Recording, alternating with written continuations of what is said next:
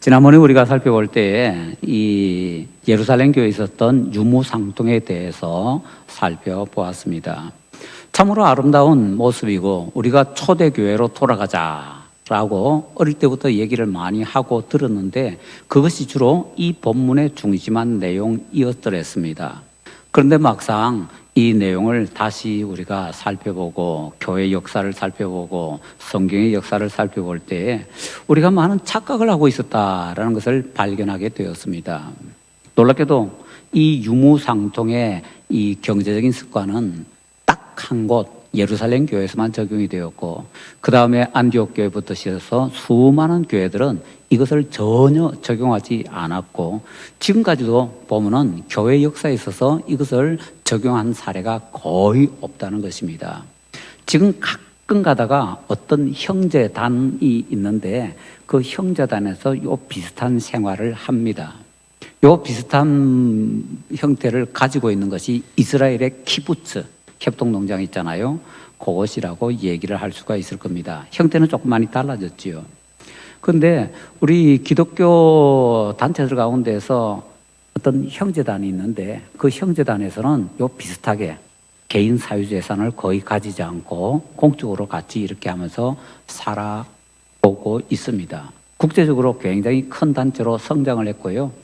그 단체가 우리나라에도 지금 들어오려고 노력을 하고 있습니다. 우리나라 사람들 한번 종교심이 많아가지고 한번 열심히 내면은 그냥 뚫어버리잖아요. 근데 우리나라에 그 단체가 들어오는데 벽이 하나 있습니다.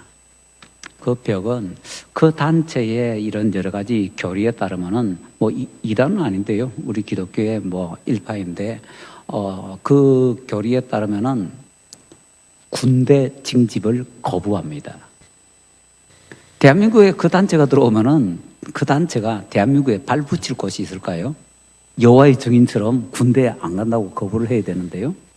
그래서 국제적으로는 꽤나 인정받는 단체인데 대한민국에는요 그 단체가 들어올 수가 없습니다. 그런데 그 단체는요 처음 시작부터 몇 번 와해의 위기를 겪었지만은 이렇게 유무상통을 이뤄냈고 지금 국제적으로 굉장히 크게 활발하게 활동을 하고 있습니다. 그 단체에서 펴낸 책도 국내 몇 개가 번역이 되어 있더라고요.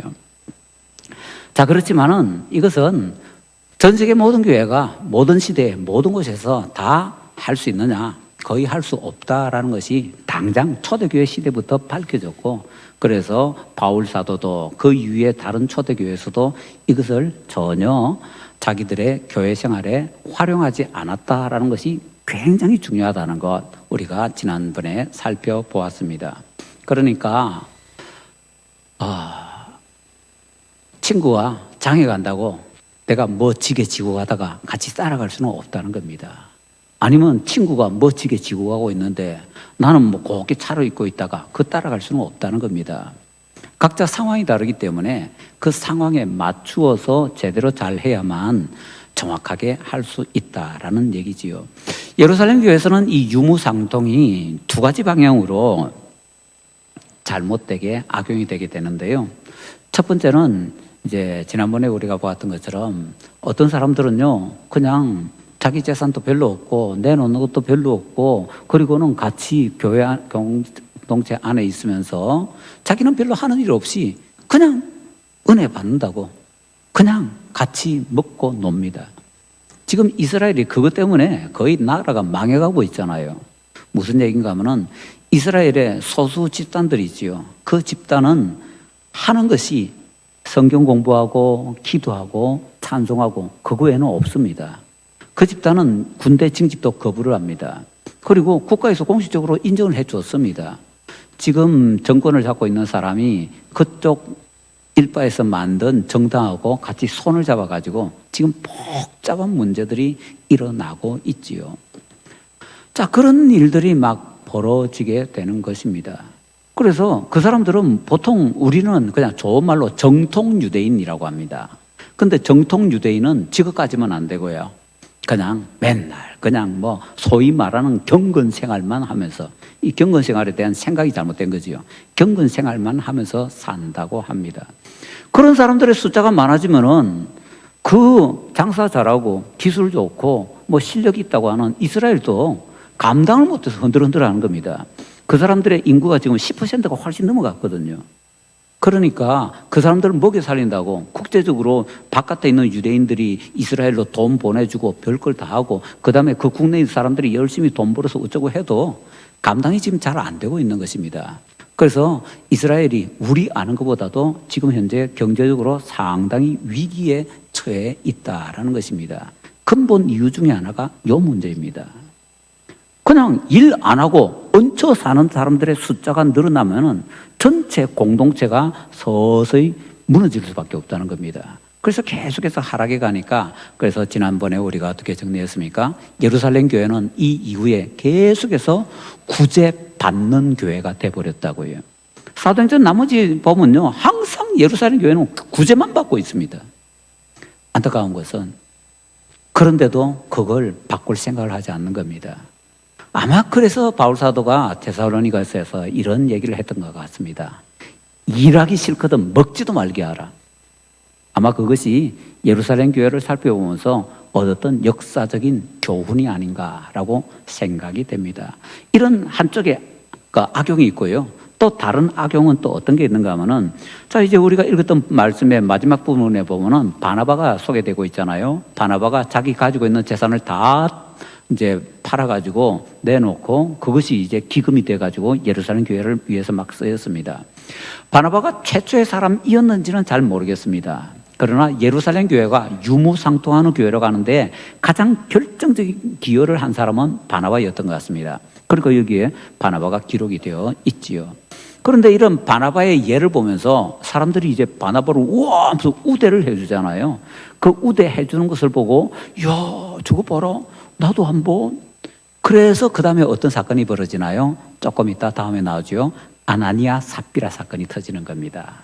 사실은 팔아서 다 내놓지 않고 상당한 부분 감춰놨으면서도 전액을 다 바치는 것처럼 그렇게 가장해서 사람들에게는 칭찬받고 뭐 축복받고 이러고, 그러니까 외식하는 사람들이 많이 늘어나게 되는 거죠. 이렇게 양방향으로 이렇게 악용이 되다 보니까 예루살렘 교회의 유무상통 사실은 좋은 제도입니다만은 이게 그냥 무너지게 되고 다른 교회에서는 절대로 적용할 수 없는 그런 사례가 되었더라라는 것입니다. 그래서 현대에도 이런 것들을 하려고 한다면은요, 조심해서 해야 되는 것이고, 더 나아가서 아까 말씀드린 거 지금 이걸 실천하고 있는 기독교 단체 있다고 말씀드렸잖아요.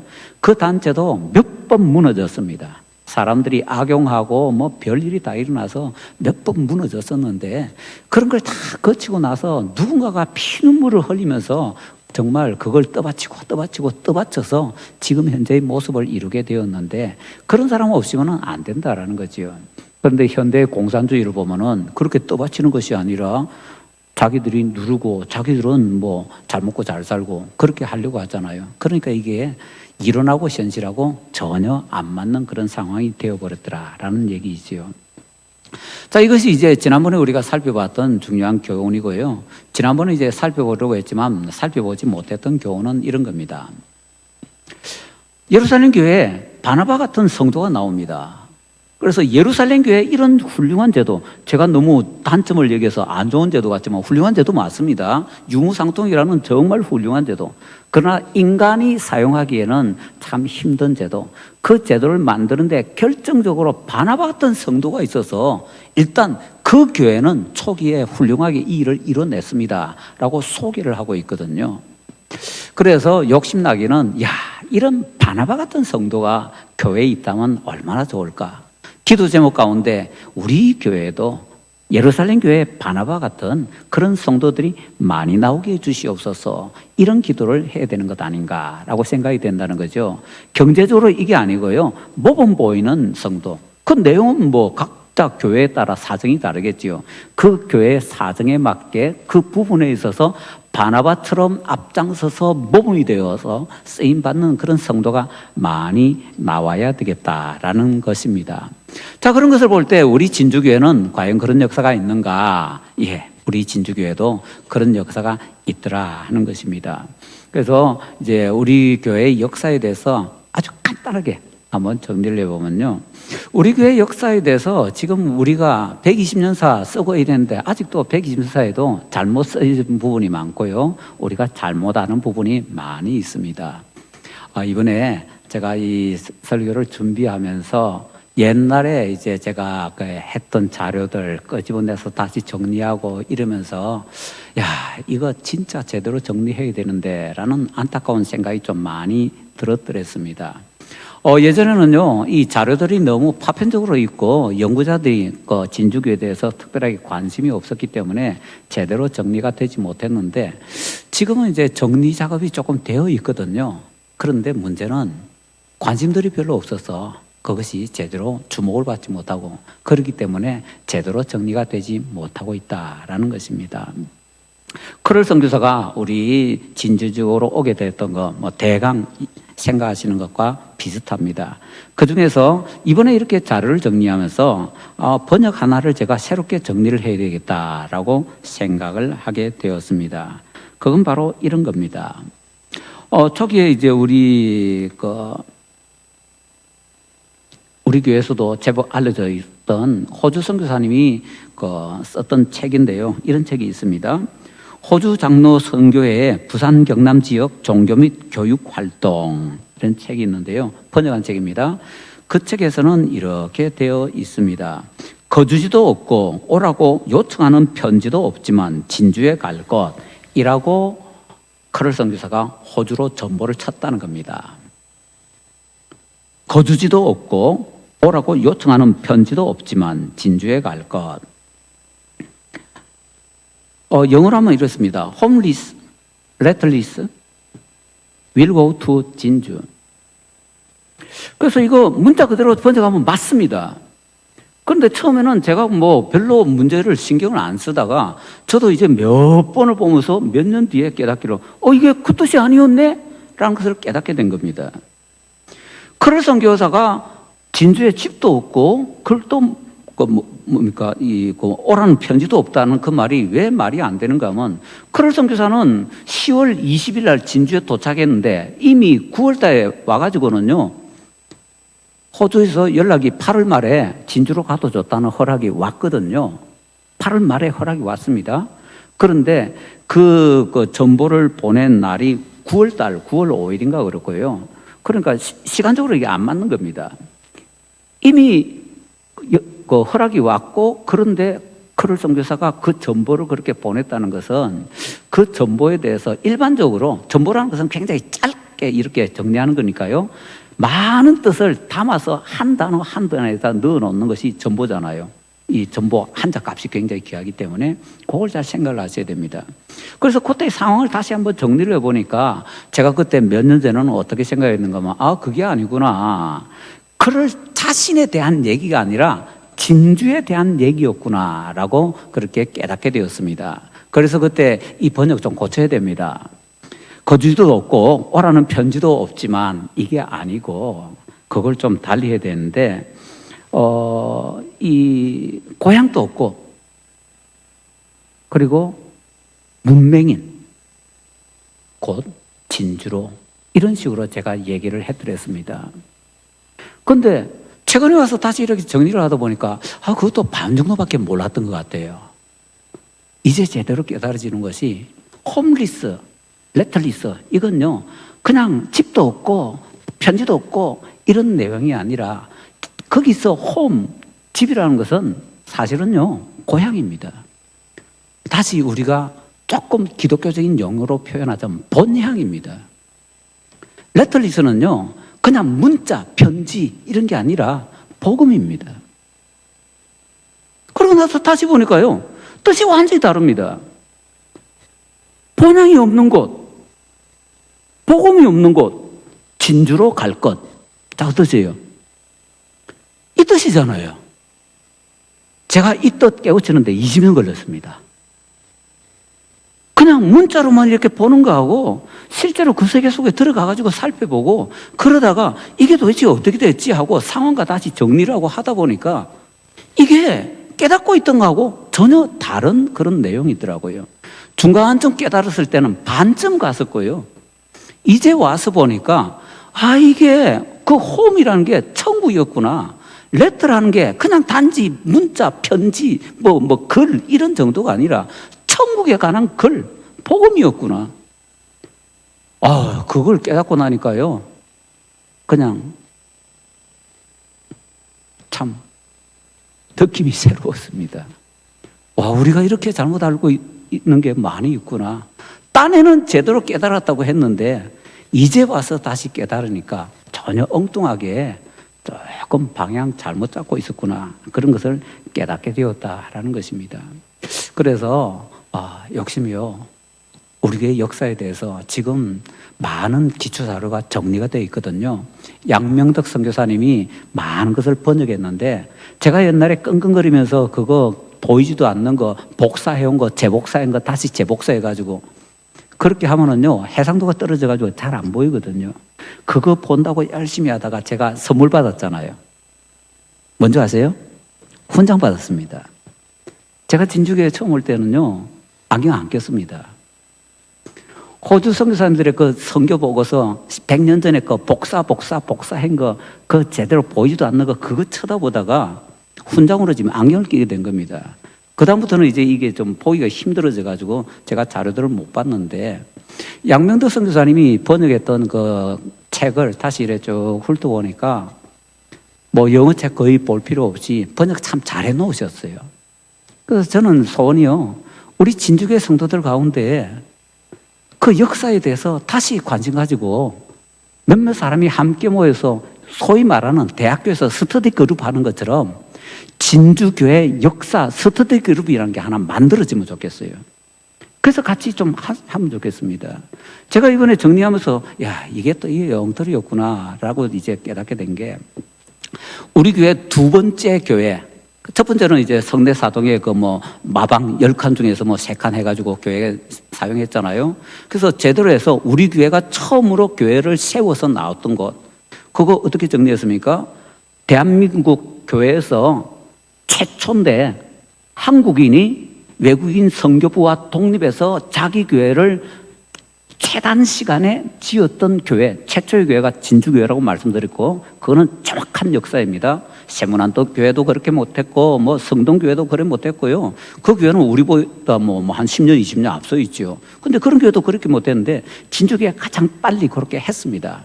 그런데 그 두 번째 교회를 세운 것에 대해서 지난번에 120년사 정리하면서 위치에 대해서 이렇게 정리하다가 그게 아니고 여긴 것 같은데요 하고 정리하다 보니까 그 새롭게 정리한 것이 위치가 맞더라고요. 그래서 두 번째 교회의 위치도 우리가 잘못 알고 있었고 120년사 새로 정리하면서 그때 알게 됐고요.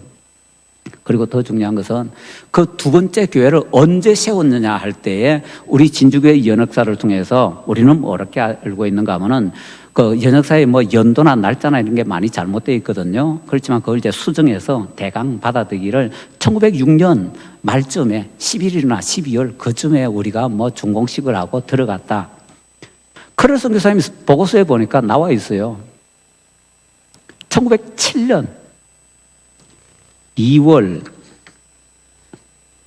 12일에 아직 완공되지 않았지만 들어가서 첫 예배를 드렸는데 그게 철야 예배였습니다. 철야 예배. 왜 거기서 철야 예배를 드렸는가? 그때가 구정 전날이었습니다. 구정 전날이면 뭐죠? 한 해의 마지막 날. 그러면 2월 13일은요 새해 첫날.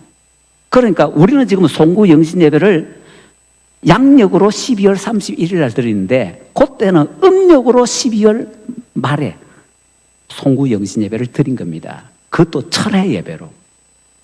그래서 완공되지 않은 상태에서 그렇게 예배를 드렸고 그 다음 주일날 첫 주일이죠. 그때 중공 예배를 드렸다고 크럴 선교사님 보고서에 딱 나와 있습니다. 날짜가 정확하게. 몰랐잖아요. 역사가 자료상 다 나와 있는데 정리를 못했거든요. 그래서 우리가 이런 이런 남이 볼 때는 별거 아닌 것 같지만은 우리에게서는 굉장히 소중한 역사이고, 그리고 다시 정리해보면 한국교회에서 최초로 최단기에 자립해서 교회를 세운 교회가 진주교회고 그 진주교회 세워서 중공 예배 드린 날이 그 날인데 그거 우리 엉터리로 알고 있잖아요. 이렇게 되어 있더라니까요. 그래서 우리가 좀 제대로 해야 되는데 이제는 웬만한 자료들 다 나와 있으니까 젊은 사람들이 관심 가지고서 그 자료들 다 모아가지고 꼼꼼히 살펴보면서 진주교회와 관련되어 있는 것, 미주알, 고주알, 그 사람들은 정확하거든요. 제가 그 선교수 보고서를 보면서 날짜 다시 확인했습니다. 1907년 2월 12일이 과연 구정 전날 맞는가? 맞더라고요. 1907년 2월 13일이 구정이더라고요. 옛날에는요, 그거 조사하려면 얼마나 어려운지 아세요? 뭐 별것 다 하면서 그거 날짜 알아보는데요, 몇십 분 걸렸습니다. 제가 하는데. 요즘은 비서가 하나 있잖아요, 저한테. 아세요? AI 비서한테 1907년 구정이 며칠이야? 1초 만에 답이 튀어나오더라고요. 이야, 참 세상 좋아졌다. 자, 그래서 그런 것들을 그렇게 이제 확인을 다 해 나가는 겁니다.